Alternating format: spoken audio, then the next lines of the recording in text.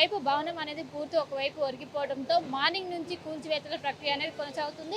నిర్విరామంగా దాదాపు 6 గంటల నుంచి ఈ ప్రక్రియ అనేది కొనసాగుతుంది.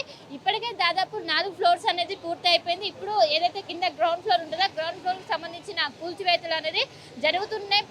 దాదాపు మధ్యాహ్నం 12 గంటల నుంచి అంటే నిర్విరామంగా 6 గంటల నుంచి ఈ కూల్చివేతల ప్రక్రియ అనేది కొనసాగుతుంది. ఒకవైపు జిహెచ్ఎంసీ అధికారులు కావచ్చు, అదేవిధంగా ఇంకోవైపు హైడ్రా కావచ్చు, 2 బృందాలు ఒక్కసారిగా ఇక్కడ చుట్టూ ఏవైతే అపార్ట్మెంట్స్ ఉన్నాయో వాటికి వేటి కూడా ఇబ్బందులు తలెత్తకుండా వాటికి ఏ విధంగా ప్రభావం చూపకుండా మొత్తం చాకచక్యంగా ఏదైతే హైడ్రాలిక్ మిషన్ ఉంటుందో హైడ్రాలిక్ మిషన్ సహాయంతో కూల్చివేస్తున్నారు. ఎందుకంటే ఇప్పుడు మన కూల్చివేసిన భవనం పక్కనే మనకి ఏదైతే ఇప్పుడు ఖాళీ స్పేస్ కనిపిస్తుందో ఈ ఖాళీ స్పేస్లో అనేది గుంతలతో వారు ఈ గుంతల ఎఫెక్ట్ వల్ల ఆ పిల్లర్స్ అనేవి కుంగిపోయాయి. దీని మూలంగానే ఒక్కసారిగా నిన్న రాత్రి 8 గంటలకు భవనం అనేది ఒక్కసారిగా ఒరిగిపోయింది. దీంతో ఒక్కసారిగా అందరూ భయాందోళనకు గురయ్యారు, కంగు తిన్నారు. వెంటనే పరుగు పెట్టి బయటకు వచ్చిన పరిస్థితి. అదేవిధంగా లోపల ఉన్నటువంటి ఏవైతే వస్తువులు కావచ్చు, సిలిండర్స్ కావచ్చు, ఏమి తీసుకోవడానికి కూడా సమయం లేకుండా పోయే మనం ఈరోజు ఏవైతే సిలిండర్స్ చూస్తున్నామో ఈ సిలిండర్స్ని ఈరోజు ఏదైతే హైడ్రాలిక్ మిషన్ ఉంటుందో హైడ్రాలిక్ మిషన్ నుంచి దాదాపు ఇప్పటికే 5 గ్యాస్ సిలిండర్స్ అనేవి తీసుకొచ్చారు.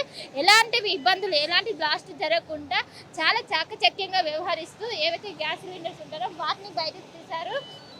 మొత్తం మీద ఒకవైపు కొంతమంది ఎవరైతే ఆ ఇంట్లో ఉన్నటువంటి నివాసితులు కావచ్చు వాళ్ళు ఒకవైపు గోళ్ళు కోల్పోయామని ఒకవైపు చెప్తున్నప్పటికీ దీంతో ఒక్కసారిగా ఇక్కడ ఉన్నటువంటి పోలీసులు కావచ్చు, డిఆర్ఎఫ్ బృందం కావచ్చు, వీళ్ళందరూ కూడా లోపల ఏదైతే కాసేపు ఏదైతే హైడ్రాలిక్ మిషన్కి బ్రేక్ ఇచ్చి అనంతరం లోపలికి వెళ్ళి ఒక బ్యాగును తీసుకొచ్చారో ఆ బ్యాగ్లో వాళ్ళకి సంబంధించిన గోళ్ళు కూడా ఉన్నది. మొత్తం మీద మరి కాసేపట్లో ఇప్పటికే G+4 ఉన్నట్టు బిల్డింగ్లో ఇప్పటికే 4 ఫ్లోర్లు ఎటువంటి ఇబ్బందులు తలెత్తకుండా ఇప్పటికే 4 ఫ్లోర్లు మొత్తం కూడా నేలమట్టం చేశారు. ఇంకొక ఫ్లోర్ ఏదైతే గ్రౌండ్ ఫ్లోర్ ఉంటుందో అది మాత్రమే బ్యాలెన్స్ ఉన్నది. ముఖ్య కారణం ఇక్కడ ఉన్నటువంటి స్థానికులు కావచ్చు అందరూ చెప్తున్న వర్షన్ ఏంటంటే పక్కనే ఏదైతే గుంతలు తీయడం కారణంగానే దాని ఎఫెక్ట్ పడడం వల్లే ఇది సంభవించిందని చెప్తున్నారు. మొత్తం మీద ఎలాంటి మన చుట్టూ కూడా ఒకవైపు ఇది మొత్తం కూడా నివాసాలు ఉండే ఏరియా కోవడంతో చుట్టూ ఇల్లులు ఉన్నాయి. అందరూ కూడా మొదట్లో భయపడ్డారు, ఒక్కసారి కొడితే మిగతా ఇండ్లకి ఎఫెక్ట్ అవుతుంది. కానీ అలా కాకుండా ఎంతో ఆధునిక టెక్నాలజీ ఏదైతే హైడ్రాలిక్ మిషన్ ఉందో హైడ్రాలిక్ మిషన్ సహాయంతో దీన్ని మొత్తం మీద కూల్చివేస్తున్నారు.